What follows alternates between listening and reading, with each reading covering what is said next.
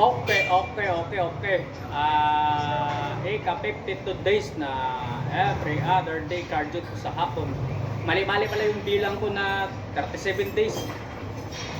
26 days na lang pala binibilang ko buong September sa September 20 pala yung laro Pakaangkang ako sa part na yun. Ayan mo na, ganoon talaga yun. Kung di tumanda, lalo pakaangkang sa mat. Napahina yung bilang sa mat Kaya ito na nga, pang 26 days na lang pala.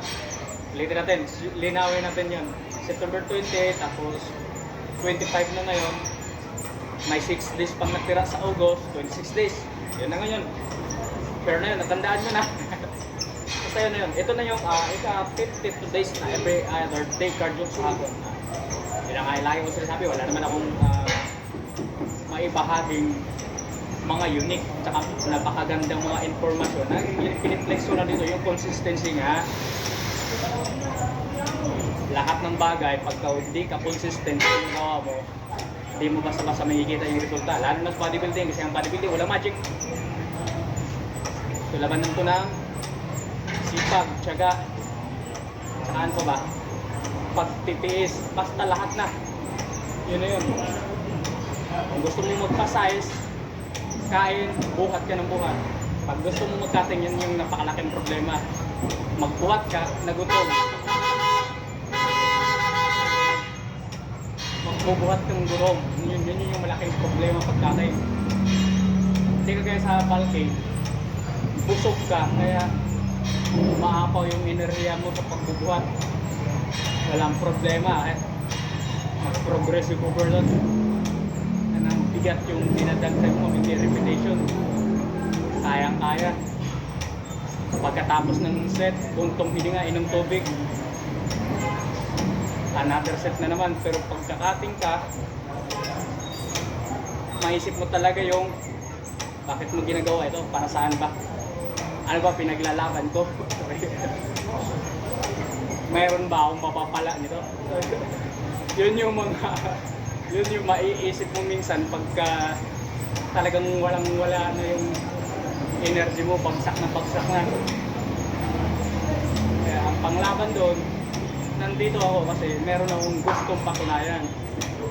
Ayun, kaya nila, kaya ko rin. Ganun yun.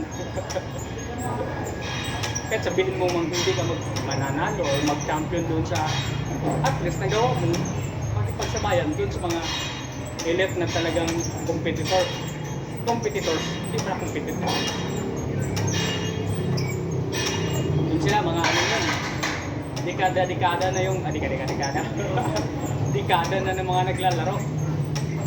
Ikaw, pausbong ka ba lang, yun, kang mag-isip na malagpasan sila ng gano'n yun. Walang magic na sa bodybuilding, hindi kaya sa boxing na mayroong lucky punch. Sa basketball may lucky shot. Ano ba? Ibang mga sports na may tsamba. Dito walang tsamba. Bawat detalye ng katawan na gusto mong mabuo, kailangan mong pagtrabahuan, pagsipagan. Paano ba? Bakit ba may sipag? Pagtrabahuan. Bago sabi nga, bago mo maukit yung pinakamaganda mong obra, maglaan ka muna ng ilang taon.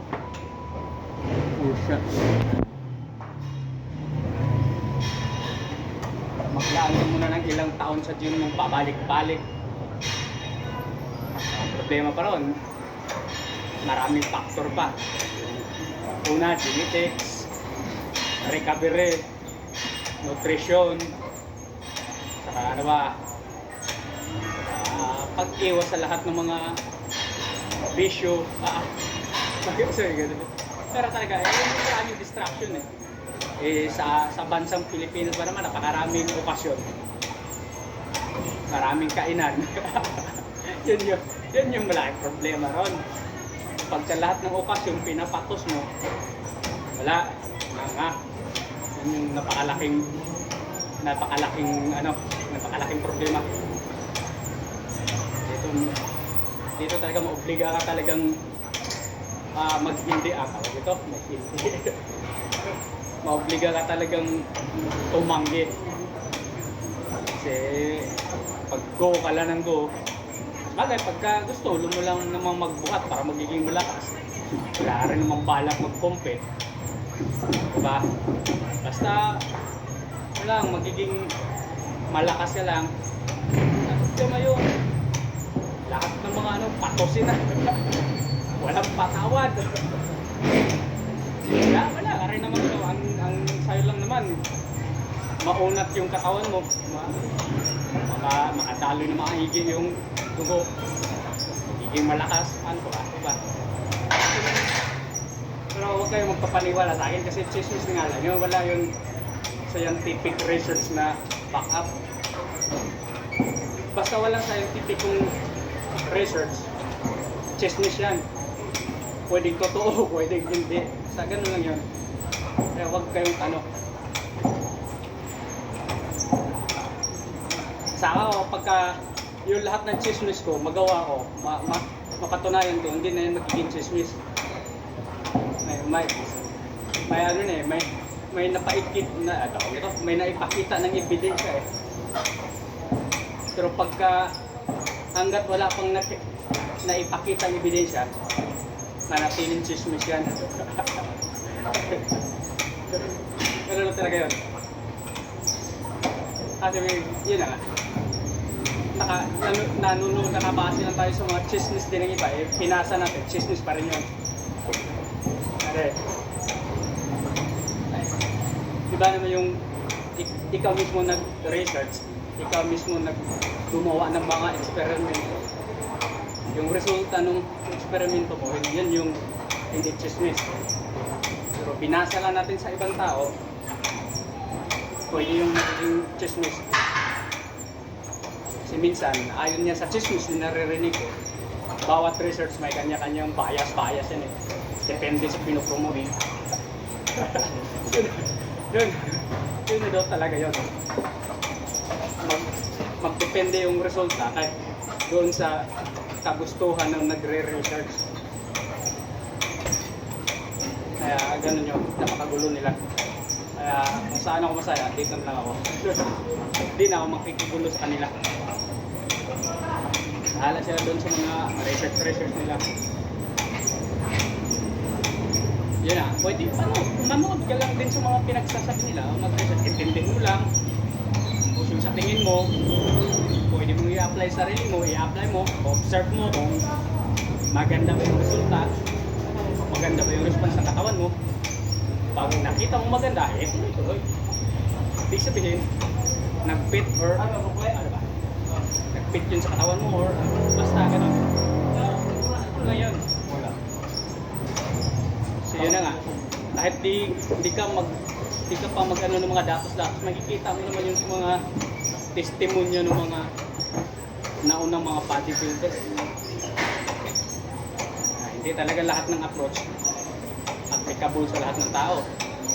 Eh, bawat isa may iba't ibang genetics, tawag yun. Paano mo-response nga yung katawan? Kaya ko nagulo, may Mike Mincer yung one set to failure lang. Ay, one set to failure ba? Close to failure.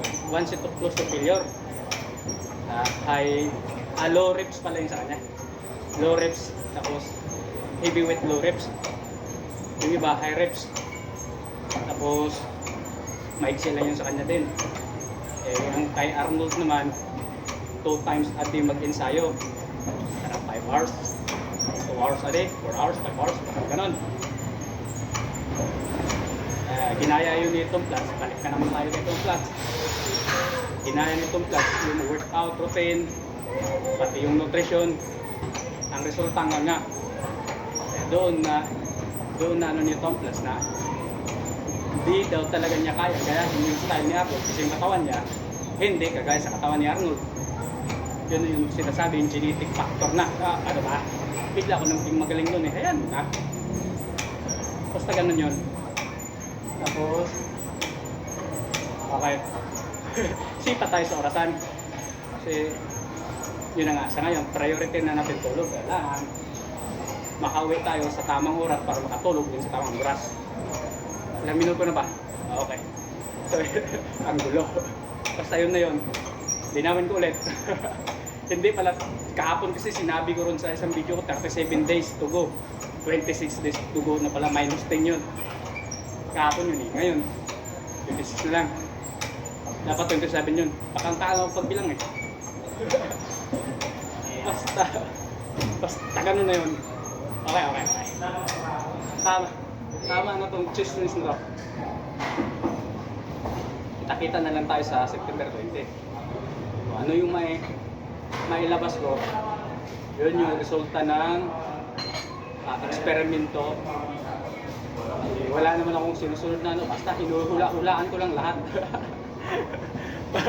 Pwede na ako pumusto sa Quiapo pag nagiging successful tong ginagawa ko. Pwede na ako pumusto sa Quiapo ng hula. Kasi lahat ng ginagawa ko ngayon, puro hula-hula lang to. Sa pagkain, basta lahat na. Hula.